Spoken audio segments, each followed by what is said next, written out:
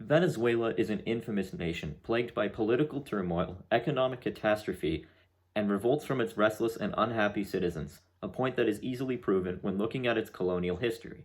Colonialism has been the catalyst for all of Venezuela's struggles, and the country's broken state that it still carries to this day was brought upon by the initial Spanish colonization and the introduction of extractive institutions. Let's kick things off with everyone's favorite war criminal, Christopher Columbus.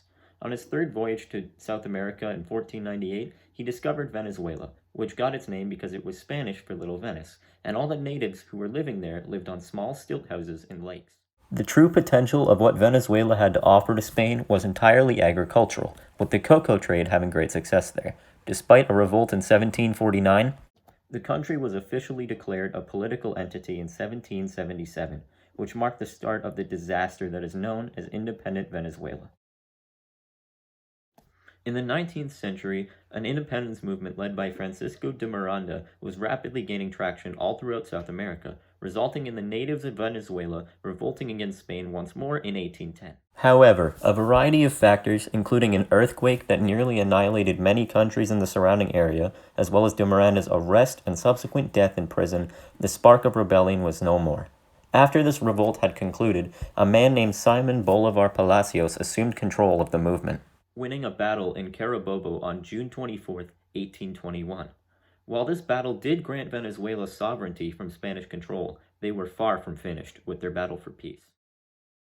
After Bolivar's death in 1830, civilians and military leaders demanded a complete overhaul of legitimate and uncompromising authority. Known as the Century of the Caudillo, the next 100 years of Venezuela's history were marked by strong men with dictatorial ambitions. Starting with General Juan Aguirre Paez, the nation was on the right track to becoming a somewhat stable dictatorship, until coffee prices took a dive in the 1840s, resulting in social elite who supported Paez being known as conservatives, and those who favored federalism and broke off from him were known as liberals. The split into these two factions eventually led to the Federal War, which took place from 1859 to 1863. After the war had concluded, General Antonio Guzman Blanco re-established central government authority in 1870.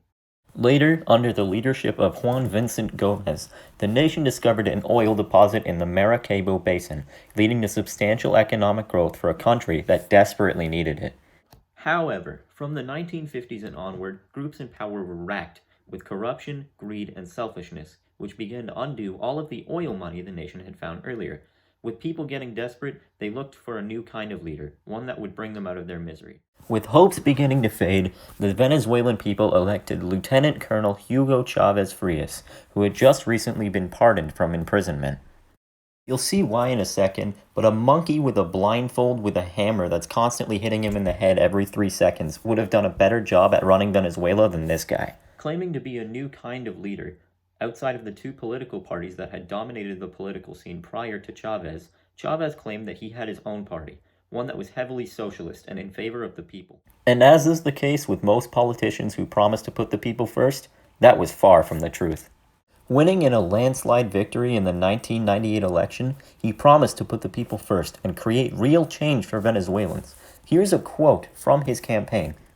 Quote, "I swear in front of my people that over this moribund constitution, I will push forward the democratic transformations that are necessary." Many middle-class Venezuelans, as well as top government officials, began to notice a lack of Chavez's follow-through on his promises of economic growth, job opportunities, and improvements to personal security. Depicted here is a graph of various information that occurred during Chavez's reign, showing his ruinous statistics.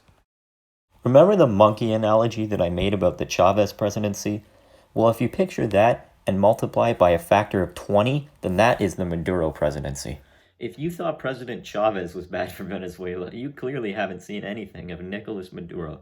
Maduro is like that one guy in your grade 6 gym class who claims to be better than you at every sport, but he doesn't even know how to kick a soccer ball properly. Unemployment rates during the Maduro presidency have been uncontrollably disastrous, reaching 17% in May of 2016 and a whopping 27.1% in May of 2017, combined with a GDP real growth rate of negative 14%, as well as a staggering 1,087.5% inflation rate. All of the hope that the nation had built on that initial oil discovery was quickly obliterated. Additionally, the government was actively stopping workers from quitting their jobs, despite all the workers being malnourished and extremely vulnerable to workplace accidents. With economic growth being non existent and unemployment rates absurdly high, the nation needed an answer, and they needed one quickly. Enter Juan Guaido. A messiah to some and a villain to others, Guaido has been a tough challenge for Maduro to deal with, mostly due to his international support from other countries outside of Venezuela, including the States, Mexico, Colombia, and Brazil. Known for his bold actions and relentless assault on Maduro's reign, Guaido has been the people's champion ever since he took the oath of office and declared himself acting president in 2019. However, when a truck that was carrying goods to aid the disenfranchised people of Venezuela was stopped by Maduro's military and eventually caught fire, people began to lose faith in Guaido, and his attendance at rallies dwindled. The country is still in shambles to this day, but it seems like the key factor for the race for the presidency is the military force. Outside of Venezuela, many countries have declared their support for Guaido, and the political crisis there has resulted in international intervention. For example, Mexico, who had previously not supported Guaido, switched stances immediately upon seeing an elected parliamentary representative barred from the National Assembly building. Seeing an opportunity for international support, Guaido traveled to Colombia to rally his supporters, where he was met with full presidential honors. Guaido also embarked on a trip to Europe to gather even more support to remove Maduro from office. It can be said with little to no hesitation that colonialism has had an enormous impact on shaping Venezuela into what it is today. When Columbus first arrived, the Spanish formula for colonization was simple: enslave the people who are native to the area and look for any rare ores like gold or silver. Since Venezuela's main contribution to the Spanish Empire was its cocoa trade, the native people who were forced into labor to fund the Spanish Empire were deeply resentful of their perpetrators, leading to multiple revolts.